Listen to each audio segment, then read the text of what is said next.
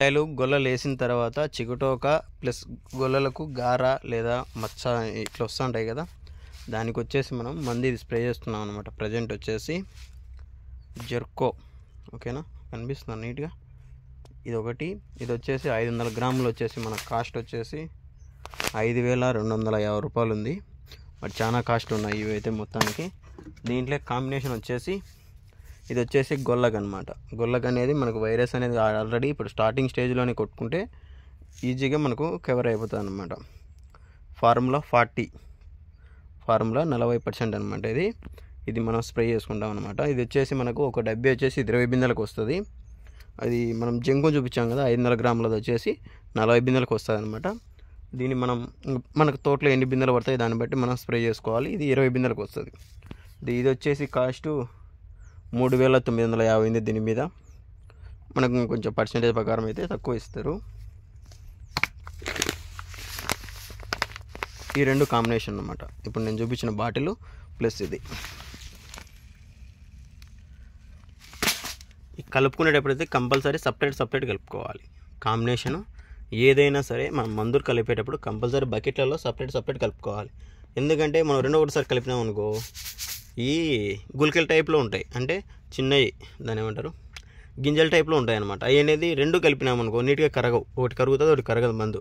But మనం బకెట్లో ఒక్కో దాంట్లో ఒకటి సపరేట్ వేసుకొని నీట్గా కలుపుకొని మళ్ళీ మనం బిందెలు వేసుకునేప్పుడు డైరెక్ట్ వేసుకునే ప్రాబ్లం లేదు. అందుకు కలుపుకునేప్పుడే కొంచెం జాగ్రత్తగా కలుపుకోవాలి.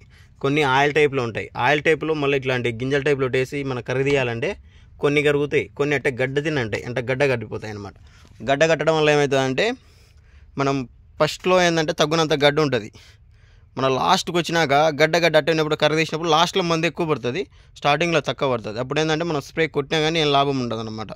లాస్ట్లో వచ్చేసి ఎక్కువ పడుతుంది డోసు, ఫస్ట్లో వచ్చేసి తక్కువ పడుతుంది, ఎందుకంటే తగ్గునంత గడ్డ కట్టింటుంది కదా దానికోసం. అందుకే సపరేట్ కలుపుకుంటే నీట్గా సెట్ అవుతుంది. గొల్లకు ప్లస్ మచ్చలు వస్తుంటాయి స్టార్టింగ్ స్టేజ్లో, ఇప్పుడు స్టార్ట్ అవుతున్నాయి అన్నమాట. ఎందుకంటే మెయిన్ ఏంటంటే మన పక్క తోటలు ఏదైనా అయిపోయి వచ్చిన తోటలు ఉంటే దానిలో ఏంటంటే వాళ్ళు ఇసిపెట్టేసింటారు అనమాట. గొల్లలు ఓరా అట్లా ఇట్లా ఉన్నాయి, గొల్లలు మాగిపోయినా అట్లాంటివి పట్టించుకోరు, ఎందుకంటే వాళ్ళకి తోట అయిపోయి ఉంటుంది కాబట్టి వాళ్ళకి అవసరం లేదు. బట్ అప్పుడు ఏంటంటే ఆ తోటలో ఉండే వైరస్ ఏంటంటే మన తోటలోకి వచ్చి అటాక్ అయ్యేకి చాలా అవకాశం ఎక్కువ ఉంటుంది. అట్టప్పుడు ఏంటంటే మనం కొంచెం ముందే దానికి స్ప్రే చేసుకుంటే చాలా ఈజీగా ఉంటుంది. మనకు అన్ని దానికన్నా మెయిన్ ఏంటంటే మనం ఎన్ని మందులు కొట్టినా కానీ మన క్లైమేట్ కనుక అంతో ఇంతో మనకు సహకరించాలి, లేకుంటే మనం మందులు ఎక్కువ పడతాయి, సతోలు ఎక్కువ పడతాయి, ఇవన్నీ చూసుకోవాలి. ఇప్పుడు క్లైమేట్ అంతా మబ్బుగా ఉంది, ఎందుకంటే తుఫాన్ టైప్లో పద్దనంతా డల్గా ఉంటుంది, సాయంత్రం 4 చినుకులు పడతాయి, క్లైమేట్ అంతా డల్గా ఉంటుంది. మనకు ఎంత అయితే ఎండ పెడుతుందో అంత అరటి చెట్లకు మేలు. అంటే గొల్ల చేసే టైంలో కాయ టైట్ కావాలంటే ఎంత ఎండ పెడితే అంత మేలు వస్తుంది అన్నమాట. క్లైమేట్ డల్గా ఉన్నప్పుడు ఏంటంటే మనం స్ప్రే చేసినా కానీ అంత డెవలప్మెంట్ ఉండదు. ఇంకొకటి ఏంటంటే మనం నీళ్ళు కూడా చూసుకొని పెట్టుకోవాలి.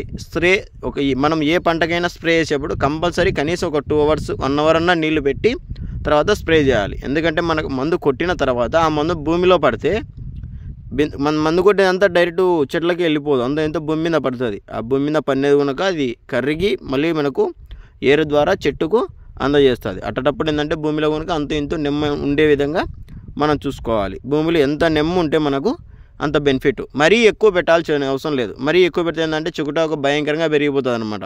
మన క్లైమేట్ ముందే కూల్గా ఉంది, చాలా కూల్గా ఉంది, నైట్ అంతా చలి పెడుతుంది. దానివల్ల ఏంటంటే చెట్లు ఎక్కువ దెబ్బ తినకోకుండా చూసుకొని వాటర్ పెట్టాలి. ఎప్పుడైతే మనం మందులు స్ప్రే చేస్తామో సొత్తలు వేస్తామో ఒక 2 అవర్స్ ముందు వాటరు పెట్టుకోవాలి.